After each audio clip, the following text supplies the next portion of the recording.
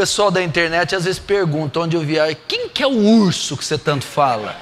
Aqui, o urso é esse aqui, para vocês da internet. Pastor Danilo, pastor aqui da Aliança do Calvário, é o bendito urso. Amém? Romanos capítulo 3, verso 23, diz assim, Romanos 3, 23.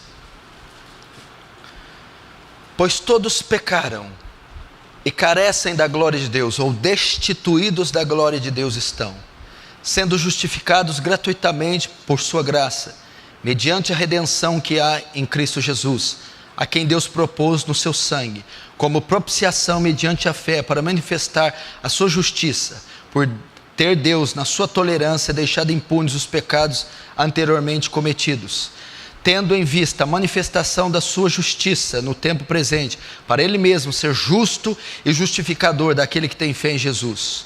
Onde, pois, a jactância foi de toda excluída? Por que lei? Das obras? Não, pelo contrário, pela lei da fé. Até aí, deixa aberto aí, vamos fechar os olhos, vamos orar. Santo Deus, como carecemos da sua graça. Senhor, este é um culto público, um culto santo, feito a um Deus santo, dirigido pelo Espírito Santo, mediado pelo seu Filho que é santo.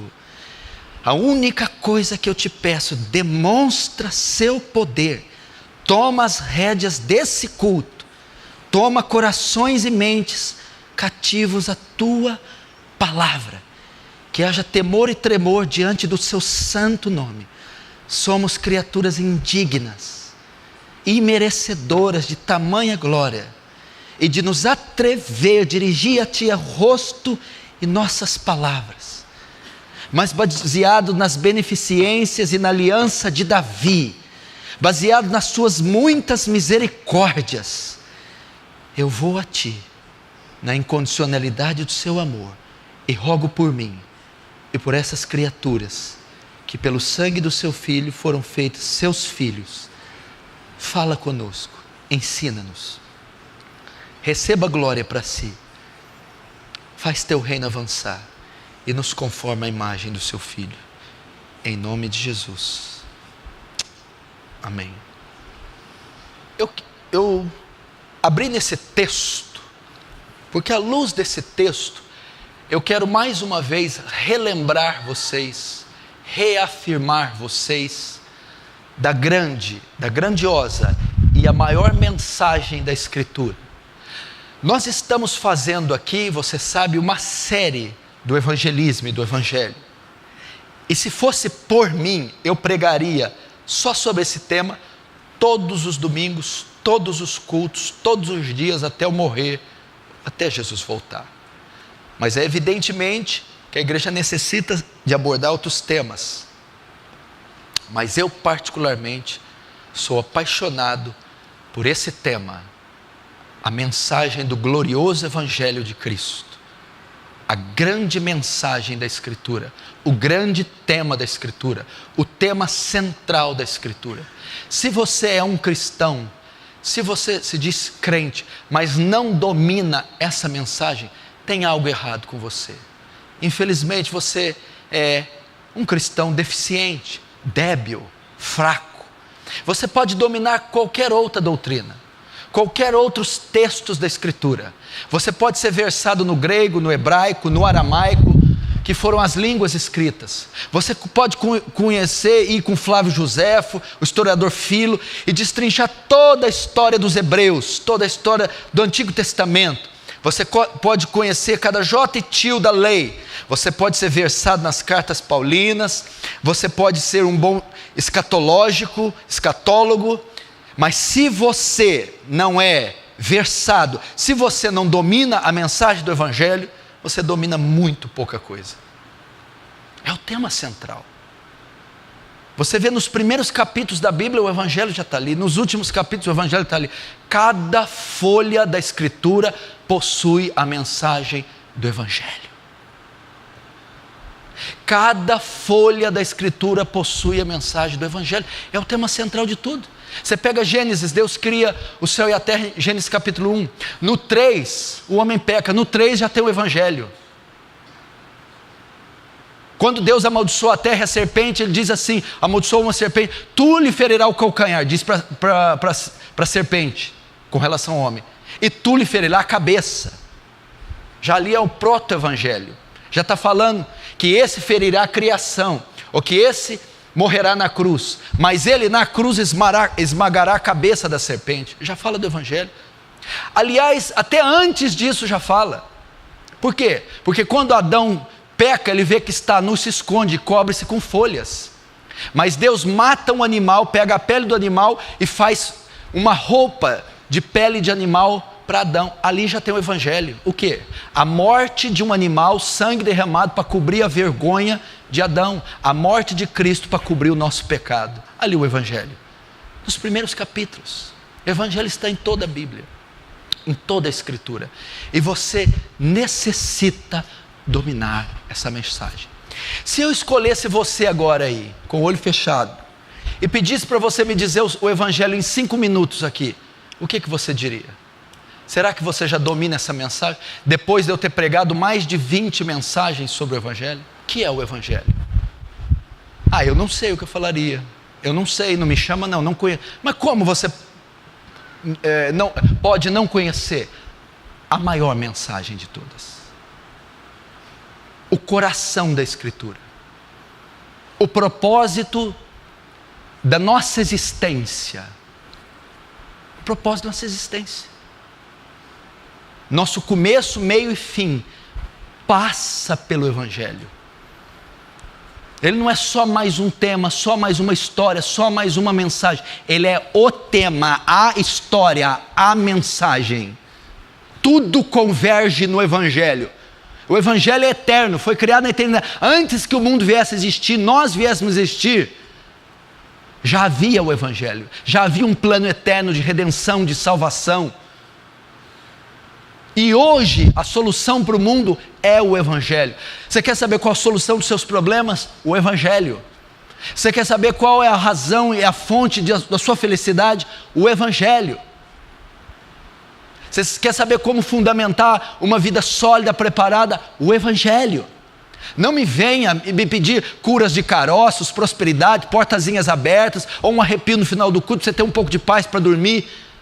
Não é disso que a Escritura trata. Ela trata da reconciliação de um Deus santo com um pecador injusto mediante a cruz de Cristo. Isso é o evangelho. É ter nossos pecados apagados, cancelados.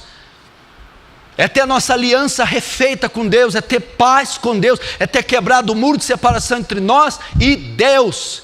É ser livres da danação final, da danação eterna. É herdar novos corpos, numa nova terra, num novo céu. É isso que consiste a vida cristã, o evangelho. Agora eu pergunto a você, o que é o evangelho? Como você vive o evangelho? Como você recita, crê no evangelho? Como você ensina e prega o evangelho? Quanto tempo você gasta lidando com o evangelho? Nós precisamos saber o que é o evangelho. Nós temos uma cultura cristã hoje de profecias, de milagres, de revelações, de visões, de teologia de autoajuda, confissão positiva e tantas outras coisas, alegria e felicidade. Aonde está o evangelho nesse bojo doutrinário? Onde está o evangelho nessa salada evangelicalista? Aonde está essa mensagem? O evangelho, basicamente, é uma mensagem. Isso quer dizer o tema euangelion no grego. Boa notícia, boa mensagem. Uma mensagem, fala de uma mensagem. Essa mensagem consiste no quê? Num Deus grandioso e justo, que perdoa os pecados dos homens, salvando-os. Ele perdoa, Ele apaga as transgressões. Ele perdoa os pecadores que merecem o inferno e a ira de Deus, e os leva para o céu, para gozarem da eternidade com Cristo nos ares. Porque nós somos uma tricotomia, corpo, espírito e alma, não é isso? O nosso corpo pode se desfazer, mas possuímos almas eternas, que ou estarão por toda a eternidade no inferno, ou por toda a eternidade no céu. Dependerão de que lado elas ficarão, em quem elas crerão. Se rejeitarem a graciosa mensagem do Evangelho, a danação eterna pelos séculos dos séculos no inferno. Se receberem a mensagem, crerem e com arrependimento mostrarem obras, herdarão a vida eterna. Agora, vamos ver o coração do Evangelho. Abre em Êxodo 34. Êxodo 34, 5. Tendo o Senhor descido na nuvem, ali esteve junto dele. Dele quem? De Moisés. E proclamou o nome do Senhor. E passando o Senhor por diante dele, diante de Moisés, clamou: Senhor, Senhor, Deus compassivo, clemente e longânimo, e grande em misericórdia e em fidelidade, que guarda a misericórdia em 1000 gerações, que perdoa a iniquidade e transgressão e o pecado, ainda que não inocente o culpado, e visita a iniquidade dos pais dos filhos até a 3ª e 4ª geração. Primeiro vamos ver algo aqui que pode soar como uma incoerência. Olha o que diz ali o verso 7, que guarda a misericórdia de gerações, que perdoa a iniquidade, a transgressão e o pecado. Essas palavras aqui é um hebraísmo. Iniquidade, transgressão e pecado é que o autor tinha a intenção de dizer que não há pecados que Deus não possa perdoar. Por isso ele usa iniquidade, transgressão, pecado. Ou seja, qualquer quantidade, qualquer número, de qualquer forma, não existe pecados que Deus não possa perdoar. Mas no versículo seguinte há uma contradição na frase seguinte: ainda que não inocenta o culpado. Como que isso pode acontecer? Como que pode Deus perdoar e ao mesmo tempo não inocentar o culpado? Porque veja só, o pecador, ele é culpado merecidamente. O pecador merece ser punido. O pecador não merece o perdão. Ele não merece ser absolvido. Então, a Bíblia diz que ele não tem o culpado por inocente. Então nós de fato somos culpados. O pecador é culpado pelos seus crimes, e Deus não tem o culpado por inocente. Ou seja, o culpado tem que pagar pela culpa, tem que pagar pelo pecado. Mas ele diz que perdoa. Como ele pode perdoar? Veja só no Salmo 32, para você saber. Salmo 32.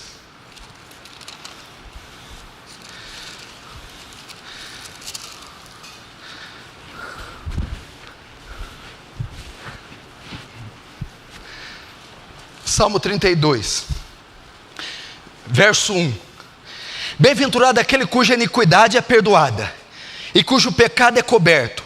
Bem-aventurado o homem que o Senhor não atribui iniquidade. Você viu? Bem-aventurado é o homem que o Senhor, cujo pecado é coberto. Não parece aqui a imagem de um juiz injusto, desonesto? Como que ele pode cobrir pecados? Como que ele pode acobertar pecadores? Como ele pode fazer isso? Porque ele mesmo não tem o inocente, ele não tem o culpado por inocente. Como é que ele pode fazer vista grossa ao pecado? Ele não pode fazer isso. Isso é uma incoerência.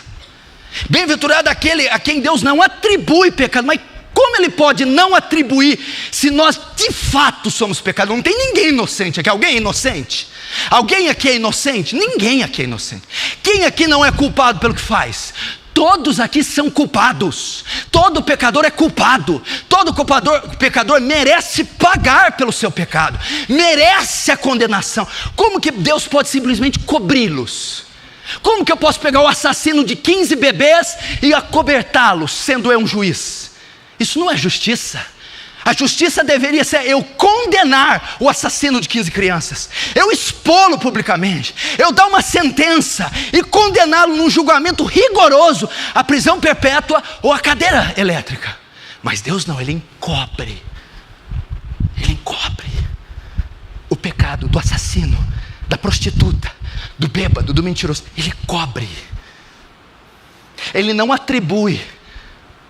Ah, foi eu que matei, senhor juiz. Tudo bem, eu não vou atribuir essa morte não.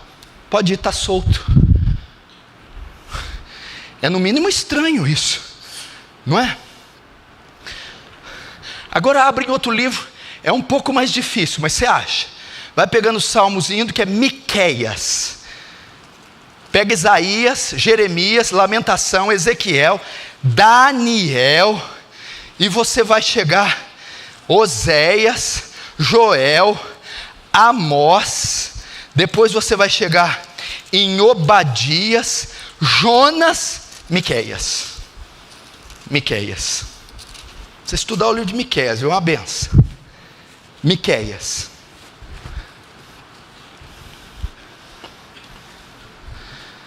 Miqueias 7.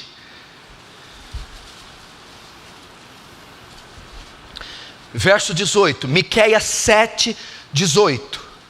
Quem, ó Deus, é semelhante a ti, que perdoas a iniquidade e te esqueces da transgressão do restante da tua herança?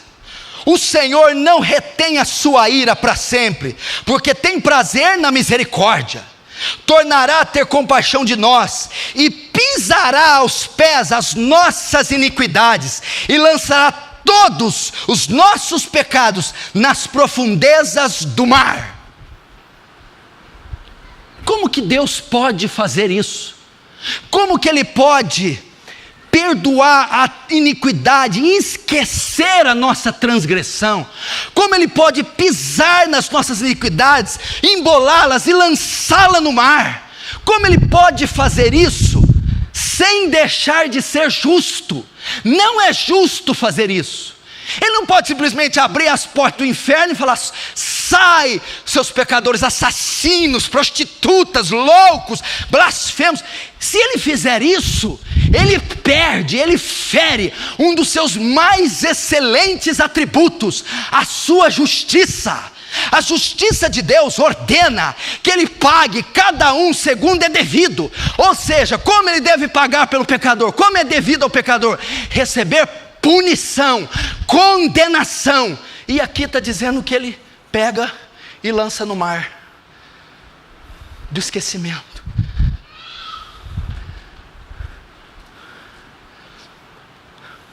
Lá em Êxodo tem um paradoxo: perdoa a iniquidade, a transgressão e o pecado, mas não tem o culpado como inocente.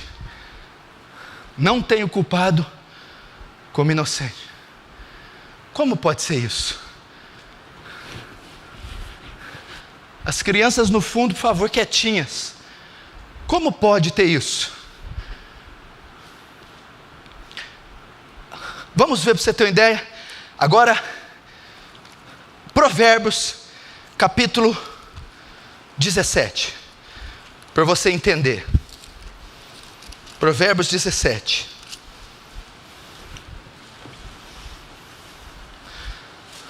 Eu estou falando isso para você entender o coração do Evangelho. Provérbios 17.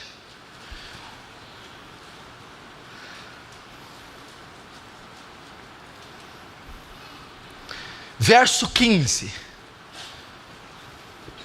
Diz assim, ó, escuta, presta atenção. O que justifica o perverso e o que condena o justo, abomináveis são para o Senhor, tanto um como o outro. Você entendeu? Presta atenção. Aqui vem o grande dilema da Escritura. Isso aqui é o coração do Evangelho. Eu quero a atenção de todos vocês agora. Isso é o coração. Sem isso aqui você não tem o Evangelho. Veja só, A Bíblia, aqui em todos os textos que eu abri, diz que Deus perdoa a iniquidade, a transgressão e o pecado até 1000 gerações. E Miqueias diz que Ele esquece dos pecados, pisa neles e lança-os no mar. Em Salmo 32 diz: bem-aventurado o homem que Deus não atribui o pecado e cuja iniquidade é coberta. Mas aqui em Provérbios 17, nós temos um grande dilema, que diz: aquele que justifica o perverso é uma abominação. Deus não pode simplesmente perdoar os pecadores, porque eles são de fato pecadores. Ele não pode justificá-los, Ele não pode simplesmente salvá-los. Se Ele fizer isso, Ele se torna uma abominação. Abominação. Você não leu aqui? Vamos ler de novo. 17:15. O que justifica o perverso e o que condena o justo, abomináveis são para o Senhor, tanto um como o outro. Esse é o grande dilema da Escritura. Como Deus pode justificar o ímpio? Como Deus pode perdoar o ímpio? Como Deus pode apagar as iniquidades, os pecados dos ímpios e não se tornar ao mesmo tempo uma abominação? Talvez você não entenda isso, porque você não entende que a imagem aqui do que eu estou falando é de um tribunal. Se existe um julgamento na cidade, presta atenção, um serial killer, é um assassino em série, isso quer dizer serial killer, assassino em série. Ele mata 15 crianças em Franca, a sangue frio, esquartejadas, esfaqueadas. Ele vai na casa de uma pessoa para matar a 16ª, e ele é pego pela polícia com a criança nas mãos, e ele é preso.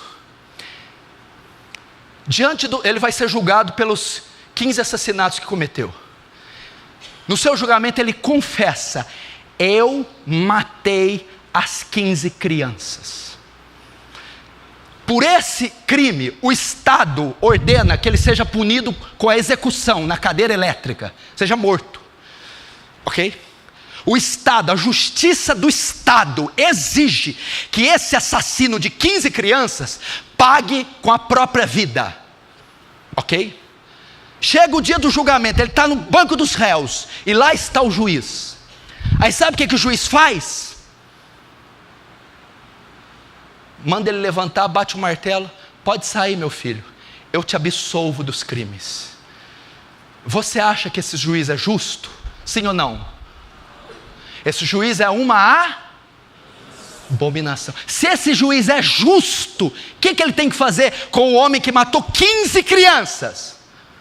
Ele tem que condená-lo. É assim que você tem que entender. Esta é a sua figura. E se ele não condenar, ele é injusto. E se torna uma abominação para a sociedade. O Estado exige que ele faça justiça. As mães dessas vítimas exigem que faça justiça. Soltar aqueles criminosos é um ato de injustiça. A mesma coisa, perdoar vocês é um ato de injustiça. Soltar vocês do inferno é um ato de justiça, porque vocês, eu somos serial killers, ou serial sinners, pecadores em série. Nós blasfemamos, murmuramos, quebramos 10 mandamentos todos os dias, 1 milhão de vezes cada um dos 10. Agora sentamos no banco dos réus. Jeová está lá e Ele vai dizer para nós: eu perdoo vocês. Esse ato é um ato de Deus, se fizer assim, se torna uma Então como é que você vai para o céu? Não, ele é bonzinho. Não, querido, bonzinho é o jeitinho brasileiro. Paga uma propina e te solta. Isso não é justiça. Justiça é estar cada um segundo merece. Você comprou? Você pegou o produto na loja? Peguei. O que é justo? Você pagar. Isso você pega e não paga. É justo? Não é justo. Então não tem essa, eu amo ele. Então você está querendo dizer que Deus nos soltou por amor? Então o amor de Deus é injusto. solta assassino injustamente. Não. O dilema é esse. Esse é o grande dilema desse. Escuta, presta atenção. Como Deus perdoa pecadores injustos, como Deus cobre os pecados de pecadores injustos, como Deus esquece das transgressões sem deixar de ser justo. Porque Deus só perdoar, cobrir, abrir o inferno e soltar os assassinos faz dele um juiz, um Deus injusto, faz dele uma abominação. O grande dilema da Escritura é esse: como Deus salva os filhos de Adão, os considera justos, limpa, apaga, cobre seus pecados, sem deixar de ser justo, sem tornar um juiz injusto. Como? Sabe qual que é a resposta? A cruz. Cristo. Aqui está o coração do Evangelho. A cruz de Cristo, a encarnação do Filho, o crescimento do Filho, a completa obediência à justiça e à lei do Filho, o sofrimento do Filho na cruz, a flagelação do Filho, a morte do Filho na cruz e a ressurreição dele no terceiro dia. Isso é o Evangelho. Esse é o coração do Evangelho. Vamos ver isso em 2 aos Coríntios, para você entender. 2 aos Coríntios, capítulo 5. 2 aos Coríntios 5.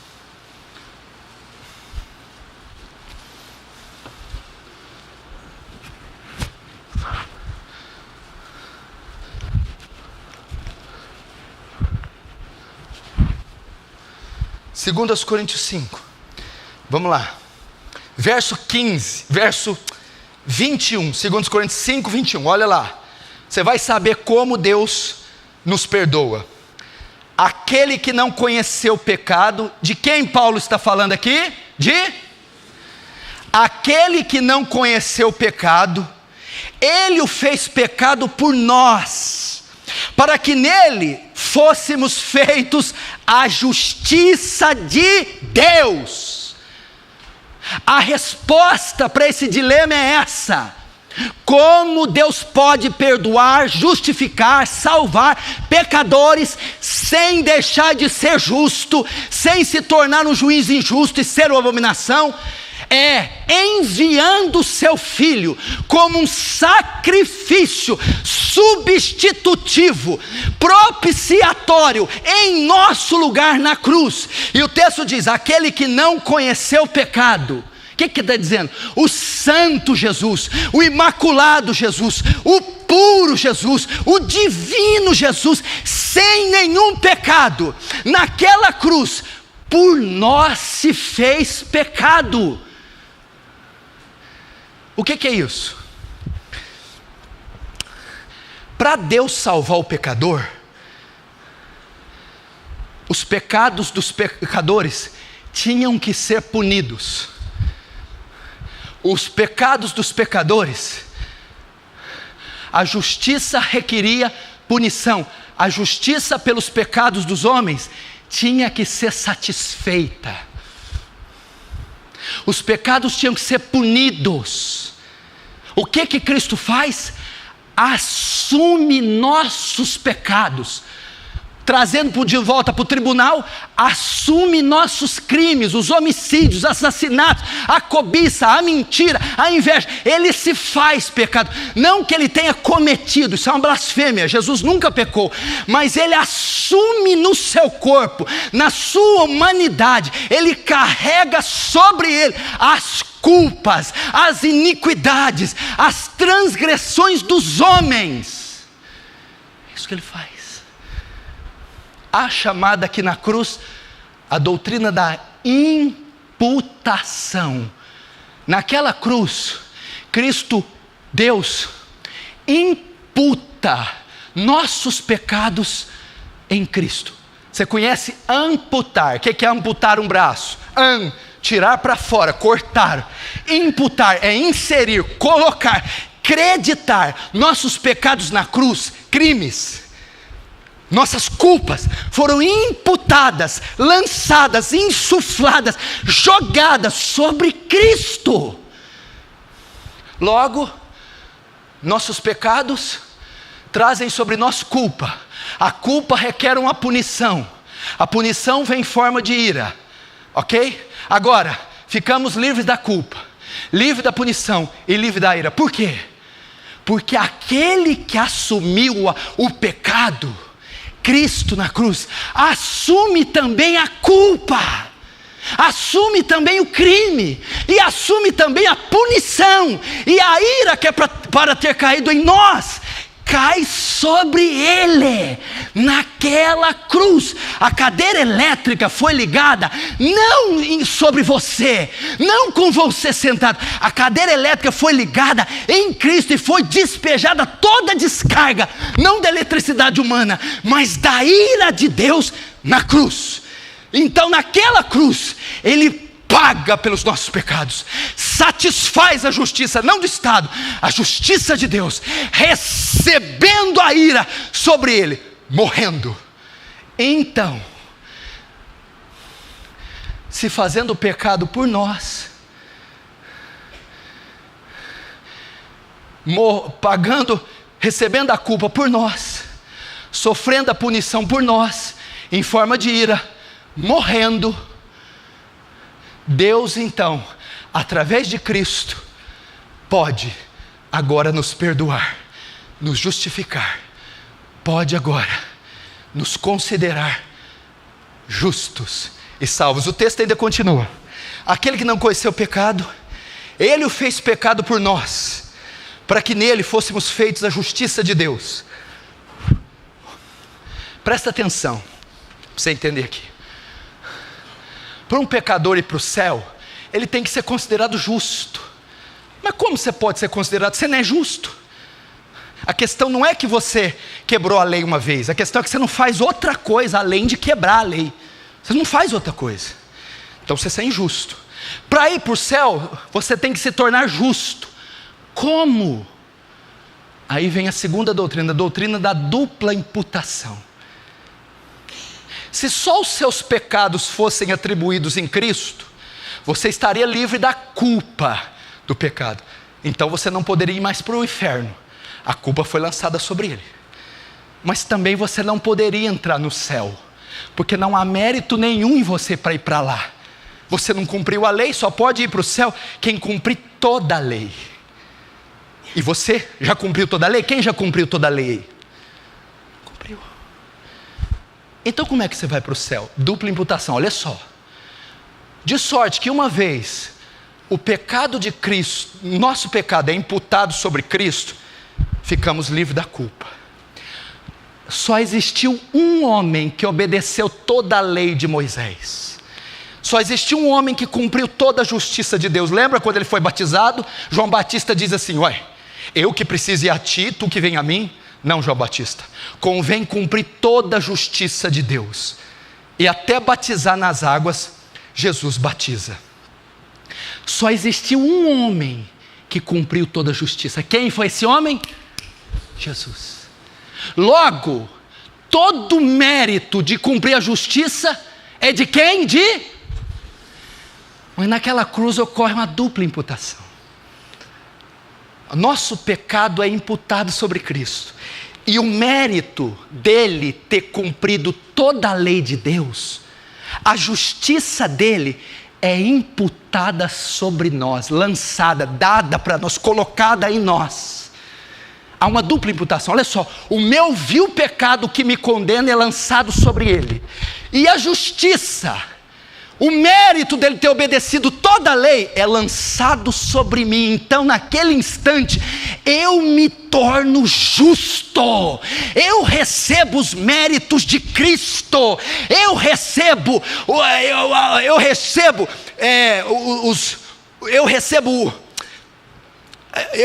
o pagamento pela lei que Ele cumpriu e não eu. Então, quando o pecador crê, o martelo é batido e uma sentença favorável é dada a ele. Lembra que está no tribunal? O juiz está lá, ele é reto, justo. Ele não pode soltar os pecadores, senão ele se torna uma abominação, senão ele se torna injusto. Como ele faz para soltar aquele pecador sem deixar de ser justo e sem ser uma abominação? Cristo troca de lugar naquele banco, assume meus crimes, eu recebo a justiça dele sobre mim. Naquela hora, uma sentença favorável me é dada, eu me torno justo. Olha em Gálatas 3 para você entender um pouquinho melhor isso aí. Gálatas 3, só voltar aí, só ir para frente um pouquinho. Gálatas capítulo 3.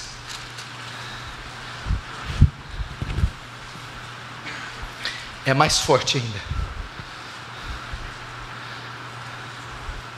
Gálatas 3:10. Todos quantos, pois, são das obras da lei, estão debaixo de maldição, porque está escrito: maldito todo aquele que não permanecer em todas as coisas escritas no livro da lei para praticá-las. Agora o verso 13. Cristo nos resgatou da maldição da lei, fazendo Ele próprio maldição em nosso lugar, porque está escrito: maldito todo aquele que for pendurado no madeiro. Olha só, igreja, a lei de Moisés é clara: maldito era todo aquele que não permanecer em todas as coisas escritas no livro da lei para praticá-la. Quem quebrasse um só princípio da lei era considerado maldito. É uma maldição, e nós quebramos toda a lei. Então diante de Deus éramos malditos. Mas naquela cruz, como pode pessoas malditas se tornarem benditas? Malditas herdarem a vida eterna? Malditas serem perdoadas? Como pode pessoas malditas que acabaram com a lei de Moisés não irem para o inferno? O verso 13 dá a resposta. Cristo nos resgatou da maldição da lei, Cristo nos absolveu, Cristo nos protegeu dela, fazendo Ele próprio maldição em nosso lugar. E como Ele se fez maldição em nosso lugar? É só olhar o resto do versículo, porque está escrito: maldito todo aquele que for pendurado no madeiro. Cristo foi morto aonde? Numa cruz. E morrendo numa cruz, Ele foi feito levou nossa maldição. Esse é o coração do Evangelho. Isso é o Evangelho. Isso aqui. Não adianta dizer: Jesus te ama, Deus tem um plano maravilhoso na sua vida, vem para a minha igreja para você ter um pouco de paz, Deus vai restaurar seu casamento, Deus vai prosperar você de alguma forma. Isso não é o Evangelho. Não é o Evangelho. O Evangelho consiste em dizer o que Deus fez pelo pecador através de Cristo naquela cruz.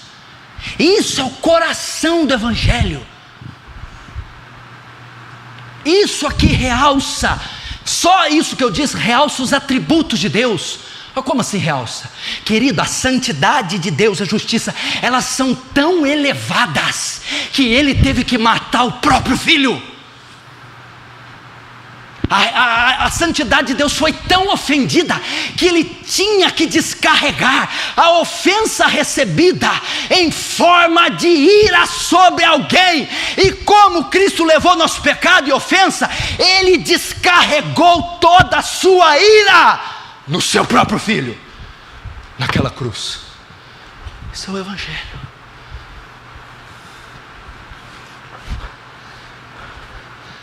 A justiça de Deus não pode tolerar pecados, não pode inocentar o culpado.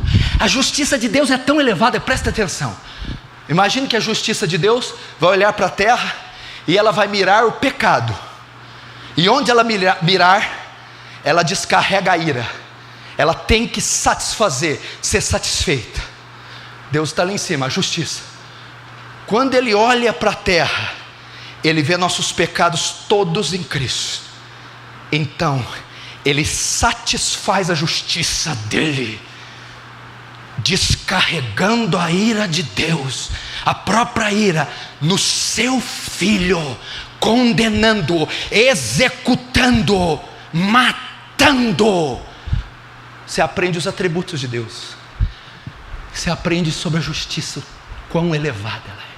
Billy Graham diz que a santidade de Deus é tão séria, que nem o próprio Filho Ele poupou, matou. Você aprende também o amor. Nessa passagem, você vê o plano mirabolante de Deus. Como que eu salvo essa raça de salteadores? Como eu salvo essa raça, descendentes de Adão, irmãos de Caim? Como eu faço isso? Matando o meu filho. E você vem falar para mim que você quer um carro? Você vem falar para mim que você precisa de tirar uma pintazinha? Você vem dizer para mim que está esperando financiamento?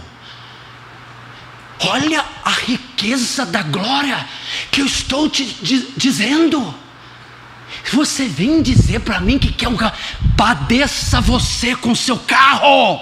Não foi isso que a cruz veio fazer.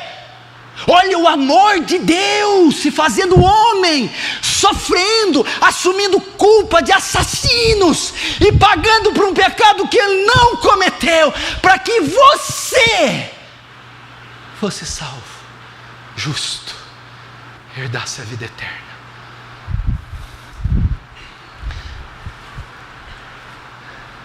Aqui você pode ver o amor.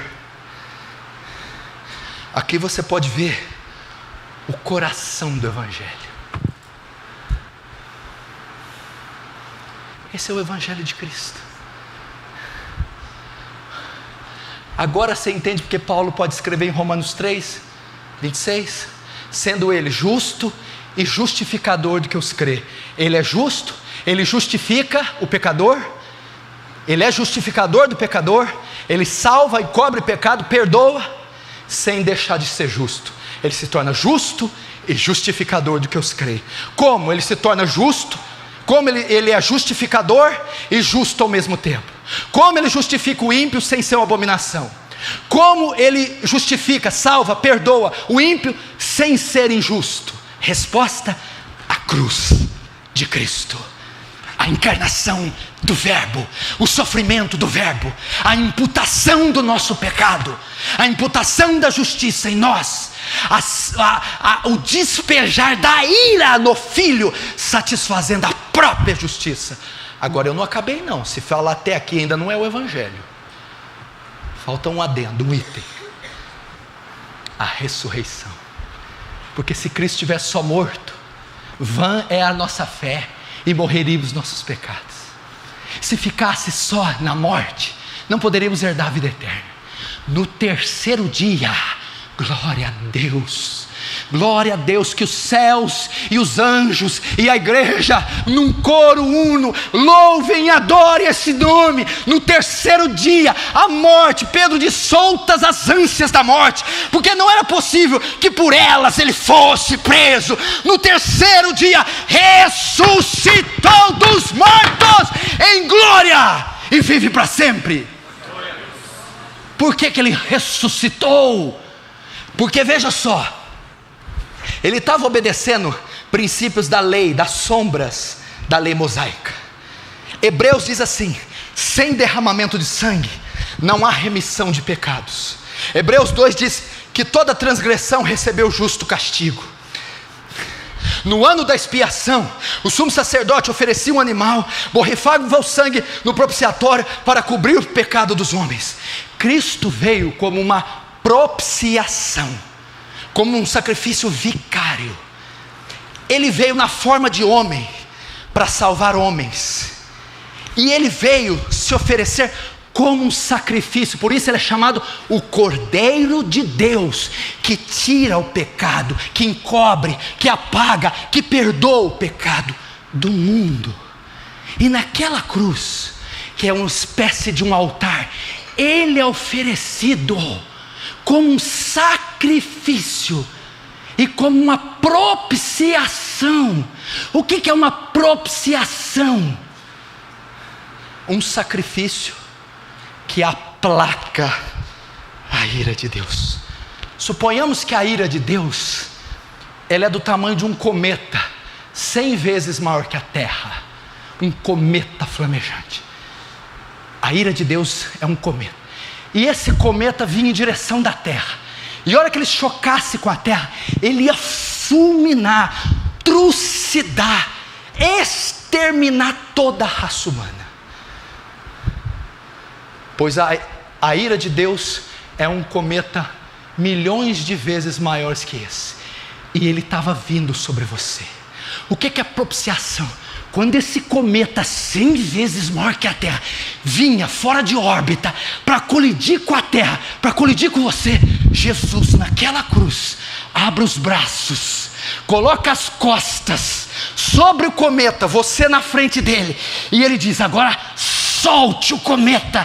Então esse cometa vem em forma de ira, e ele na cruz, ele suporta todo o peso desse cometa, da ira, sem que uma fagulha te atinja.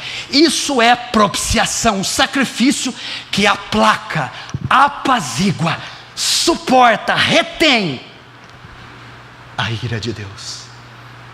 Nenhum estilhaço pegou em nós. O seu grande capitão, o seu grande senhor, o seu grande general se colocou na sua frente, entre você e o cometa da ira, e com suas costas naquele madeiro, ele suportou a ira, dizendo: está consumado, está quitado, está pago. Ele é um sacrifício. Só que o sacrifício, presta atenção. Está me ouvindo aí, hein, Bruna? Está entendendo, filha? Mas assim, se estiver entendendo. Isso. Só que tem um negócio, Bruno. E se Deus falasse assim para Jesus: não aceito o seu sacrifício? E se Deus falasse: não aceito esse sacrifício, não foi suficiente, vou aniquilar a raça humana? Como eu sei que Deus aceitou o sacrifício de Jesus quando ele morreu? Qual é a prova que Deus aceitou o sacrifício? Sabe qual é? No terceiro dia ele ressuscitou dos mortos. A ressurreição é uma confirmação de Deus dizendo: eu aceito o seu sacrifício, estão pagos os pecados dos homens, eles não me devem mais nada, minha justiça foi satisfeita, minha ira apaziguada. E assim, ressuscitando dos mortos seu filho, ele confirma que aceitou o sacrifício. Esse é o Evangelho, esse é o glorioso Evangelho, o estupendo Evangelho. Por ele você deve louvar ao Senhor, você deve coroá-lo com muitas coroas, regozijar com os santos, com os mártires, com os anjos, com o coro angelical, louvá-lo por tamanha obra. Esse é o Evangelho.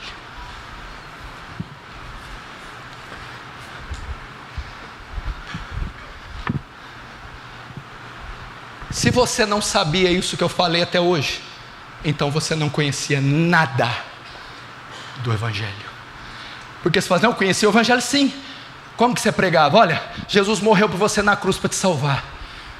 E se o pecador fala assim: e por que ele teve que morrer na cruz? Por quê? Por quê? Porque ele tinha que morrer. Não, eu quero saber por quê.